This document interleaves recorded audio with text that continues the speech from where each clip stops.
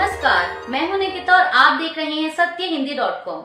चलिए एक नजर डालते हैं अब तक की सुर्खियों पर। ऑपरेशन सिंदूर पर बयान देते हुए रक्षा मंत्री राजनाथ सिंह ने कहा कि ऑपरेशन सिंदूर के माध्यम से भारतीय सेना ने आतंकियों को जवाब दिया। इस ऑपरेशन को अंजाम देकर हमने दिखाया कि भारत आतंक के खिलाफ कार्रवाई कर रहा है। रक्षा मंत्री ने कहा कि ऑपरेशन सिंदूर को पाकिस्तान में आतंक को खत्म करने के लिए लॉन्च किया गया था। भारतीय सेना ने पाकिस्तान में सिर्फ आतंकियों को निशाना बनाया, लेकिन पाकिस्तानी सेना ने आम नागरिकों को निशाना बनाया। इसके अलावा पाक सेना ने मंदिर, मस्जिद, गुरुद्वारा और गिरजाघर को निशाना बनाया। राजनाथ सिंह ने आगे कहा कि भारतीय सेना ने शौर्य और पराक्रम के साथ साथ संयम का भी परिचय देते हुए पाकिस्तान के अनेक सैन्य ठिकानों पर प्रहार करके करारा जवाब दिया है। हमने केवल सीमा से सटे सैन्य ठिकानों पर ही नहीं कार्रवाई की, बल्कि भारत की सेनाओं की धमक उस रावलपिंडी तक सुनी गई, जहां पाकिस्तानी फौज का हेडक्वार्टर मौजूद है।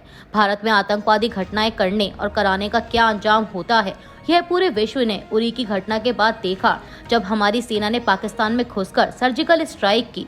पुलवामा के बाद देखा, जब बालाकोट पर एयर स्ट्राइक की गई, और अब पहलगाम की घटना के बाद दुनिया देख रही है, जब भारत ने पाकिस्तान के भीतर घुसकर मल्टीपल स्ट्राइक्स की हैं।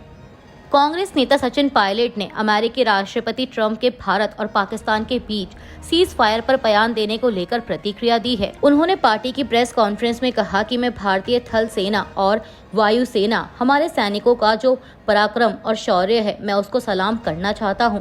भारतीय सेना ने एक बार दोबारा कर दिखाया है कि वो दुनिया की सर्वोत्तम सेनाओं में से एक है। पायलट ने कहा कि पिछले 24 घंटों में घटनाक्रम बहुत तेजी से बदला है और अमेरिकी राष्ट्रपति द्वारा सीज फायर की घोषणा किया जाना हैरान करने वाला है। उन्होंने कहा कि हम सबको बड़ा आश्चर्य हुआ जब सीज फायर की घोषणा अमेरिकी राष्ट्रपति डोनाल्ड ट्रंप ने की। शायद यह पहली बार है कि इस प्रकार की घोषणा सोशल मीडिया के माध्यम से किसी अमेरिकी राष्ट्रपति ने की हो। सचिन पायलट ने ट्रंप के सोशल मीडिया पोस्ट पर जोर देते हुए कहा कि इसमें जो बातें कही गई हैं, वो भारत और पाकिस्तान के मसले को अंतर्राष्ट्रीय मंच पर ले जाने के संकेत देती हैं। इसी के साथ उन्होंने संसद का विशेष सत्र बुलाने की भी मांग की। भारत और पाकिस्तान के बीच सीज फायर पर पाकिस्तानी विदेश मंत्रालय ने अमेरिका के राष्ट्रपति डोनाल्ड ट्रंप की ओर से जारी किए गए बयान का स्वागत किया है। विदेश मंत्रालय ने सोशल मीडिया प्लेटफॉर्म एक्स पर एक पोस्ट में लिखा कि भारत पाकिस्तान के रिश्तों को लेकर अमेरिकी राष्ट्रपति डोनाल्ड ट्रंप के बयान का पाकिस्तान स्वागत करता है। हम पाकिस्तान और भारत के बीच हाल ही में हुए सीज फायर का समर्थन करने में अन्य मित्र देशों के साथ साथ अमेरिका की ओर से निभाई गई रचनात्मक भूमिका की सराहना करते हैं। बयान में विदेश मंत्रालय ने कहा कि हम राष्ट्रपति ट्रंप की इस बात के लिए सराहना करते हैं कि उन्होंने जम्मू और कश्मीर विवाद को सुलझाने की कोशिशों का समर्थन करने की इच्छा जताई है। यह एक पुराना मुद्दा है जिसका न केवल दक्षिण एशिया बल्कि पूरी दुनिया की शांति और सुरक्षा पर गंभीर असर पड़ता है। बयान में आगे कहा गया कि पाकिस्तान इस बात को दोहराता है कि जम्मू और कश्मीर विवाद का कोई भी उचित और स्थायी समाधान संयुक्त राष्ट्र सुरक्षा परिषद के प्रस्तावों के मुताबिक होना चाहिए और उसमें कश्मीरी लोगों के बुनियादी अधिकारों, खासकर उनके आत्मनिर्णय के अधिकार को मान्यता दी जानी चाहिए। भारतीय वायु सेना ने सोशल मीडिया वेबसाइट एक्स पर पोस्ट करके बताया है कि उसके अभियान अभी भी जारी हैं और समय आने पर इस पर अधिक जानकारी दी जाएगी। वायु सेना ने रविवार दोपहर को एक्स पर लिखा कि भारतीय वायु सेना ने ऑपरेशन सिंदूर में सफलतापूर्वक अपने निर्धारित कामों को सटीकता और पेशेवराना अंदाज में अंजाम दिया। इन अभियानों को राष्ट्रीय उद्देश्यों के लिहाज से सोच समझकर और विवेकपूर्ण तरीके से संचालित किया गया। ऑपरेशन अभी भी जारी है, इसलिए आगे अधिक जानकारी दी जाएगी। भारतीय वायु सेना सभी से अटकलें लगाने और असत्यापित जानकारी के प्रसार से बचने का अनुरोध करती है। भारत और पाकिस्तान के बीच संघर्ष विराम को लेकर आई खबरों के बाद जम्मू कश्मीर के मुख्यमंत्री उमर अब्दुल्ला ने वीडियो शेयर करते हुए कहा था कि यह कोई युद्ध विराम नहीं है। श्रीनगर में धमाकों की आवाज सुनाई दी थी। सोशल मीडिया प्लेटफॉर्म एक्स पर एक पोस्ट में उन्होंने सवाल किया कि सीज फायर का क्या हुआ। श्रीनगर में चारों ओर धमाकों की आवाजें सुनाई दे रही हैं। वहीं अब इस पर महबूबा मुफ्ती का बयान आया है। उमर अब्दुल्ला की पोस्ट पर पीडीपी प्रमुख महबूबा मुफ्ती ने कहा कि युद्ध विराम में समय लगता है। जब दो देशों की सेनाएं आमने सामने होती हैं तो तनाव कम होने में समय लगता है। थोड़ा धैर्य रखना चाहिए। हमें ऐसे लोगों में नहीं बदलना चाहिए जो हमेशा युद्ध लड़ने के लिए तैयार रहते हैं।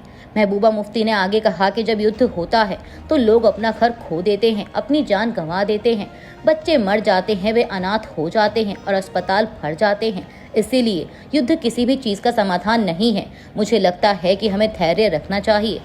बीसीसीआई ने इंडियन प्रीमियर लीग यानी आईपीएल को फिर से शुरू करने की योजना बनाई है। टूर्नामेंट अब 30 मई तक चलेगा। निलंबन के बाद बचे हुए मैच 16 मई से 3 शहरों चेन्नई, बेंगलुरु और हैदराबाद में आयोजित करने की योजना है।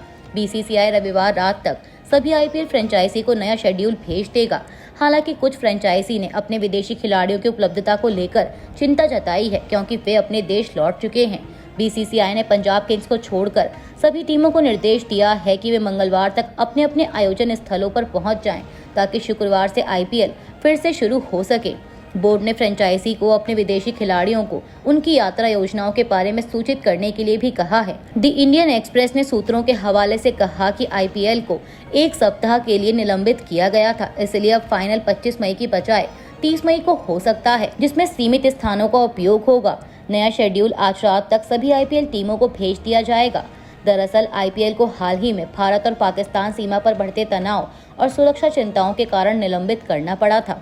पाकिस्तान से सीज फायर समझौते के बाद सीडीएस अनिल चौहान, तीनों सेनाओं के चीफ और रक्षा मंत्री राजनाथ सिंह प्रधानमंत्री नरेंद्र मोदी से मिलने उनके आवास पर पहुंचे। मीडिया रिपोर्ट्स के मुताबिक एनएसए अजीत डोभाल भी प्रधानमंत्री मोदी से मिलने उनके आवास पर पहुंचे हैं।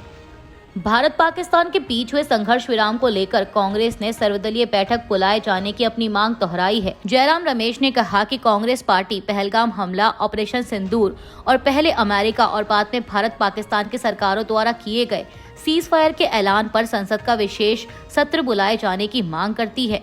पाकिस्तान के साथ हुए संघर्ष विराम को लेकर विपक्ष की प्रतिक्रियाएं आनी लगातार जारी हैं और इसी के साथ विपक्ष संघर्ष विराम में अमेरिका की भूमिका को लेकर भी सवाल उठा रहा है। इसी कड़ी में अमेरिका द्वारा भारत पाकिस्तान के बीच संघर्ष विराम की घोषणा पर आरजेडी नेता मनोज झा ने कहा कि कई जिम्मेदार लोगों ने बात की। कल का दिन कई मायनों में अशांत करने वाला था। घोषणा हमारी तरफ से होनी थी, लेकिन एक नए सरपंच चौधरी साहब यानी डोनाल्ड ट्रंप ने संघर्ष विराम की घोषणा की। उन्होंने कश्मीर और उसके इतिहास की बात की। आप कौन होते हैं यह बात करने वाले, जब आपके पास बोलने का अधिकार नहीं है। आरजेडी नेता ने कहा कि यह शिमला समझौते की भावना के खिलाफ है। देश का मूड 1971 जैसा ही है और ऐसा ही रहना चाहिए। मुंबई में एक प्रेस कॉन्फ्रेंस को संबोधित करते हुए शिवसेना यूबीटी सांसद संजय राउत ने कहा कि अमेरिकी राष्ट्रपति ट्रंप ने इसराइल और गजा युद्ध को क्यों नहीं रोका, यह अभी भी जारी है। राष्ट्रपति ट्रंप ने भारत पर पाकिस्तान के खिलाफ कार्रवाई को रोकने का दबाव बनाया। कोई भी अन्य राष्ट्रपति हमारे देश के मामलों में हस्तक्षेप नहीं कर सकता। यह हमारी संप्रभुता पर हमला है और यह हमारी सरकार की कमजोरी को दर्शाता है। राज्यसभा सांसद कपिल सिब्बल ने अमेरिकी राष्ट्रपति ट्रंप के भारत और पाकिस्तान के सीज फायर कायम रखने की सराहना करने वाले सोशल मीडिया पोस्ट पर सवाल उठाए हैं। उन्होंने कहा कि इस ट्वीट पर बड़े सवाल उठते हैं। अमेरिका के राष्ट्रपति ट्रंप और विदेश मंत्री मार्को रूबियो ने कहा कि पिछले 48 घंटों में बातचीत होती रही। अमेरिकी उपराष्ट्रपति वेंस ने भी यही दोहराया है, लेकिन क्या हुआ, कैसे हुआ, इसके बारे में हमें कोई जानकारी नहीं है। हम आज कोई आलोचना नहीं करेंगे। हम इतना ही कहेंगे कि आप स्पेशल सेशन बुलाइए, एक स्पेशल ऑल पार्टी मीटिंग बुलाइए। और मैं राजनीतिक दलों से इतना कहना चाहता हूं कि जब तक सरकारी आश्वासन नहीं दे कि प्रधानमंत्री जी उस ऑल पार्टी मीटिंग में शामिल होंगे, तब तक आपको उस मीटिंग में हिस्सा नहीं लेना चाहिए। उन्होंने सरकार से मांग की कि जल्द ही ऑल पार्टी मीटिंग बुलानी चाहिए। पीएम को सारे सवालों का जवाब देना चाहिए और अगर हमें जवाब नहीं मिला तो यह कटुता होगी। जम्मू में रविवार सुबह हालात सामान्य नजर आए। लोग घरों से बाहर निकले, कुछ दुकानें खुली और सड़कों पर आवाजाही शुरू हो गई है। मीडिया रिपोर्ट्स के मुताबिक रविवार सुबह स्थानीय निवासियों से बात करने पर उन्होंने बताया कि पूरी रात शांति से गुजरी। सीमा के पास कुछ गोलीबारी के बाद अब तक किसी जानमाल या संपत्ति को नुकसान की कोई खबर नहीं है। फिलहाल जम्मू और आसपास के इलाकों में स्थिति सामान्य है और लोग रोजमर्रा की जिंदगी की ओर लौटते दिख रहे हैं। अभी के लिए बस इतना ही। बाकी की खबरों के लिए बने रहिए सत्यहिंदी.com के साथ।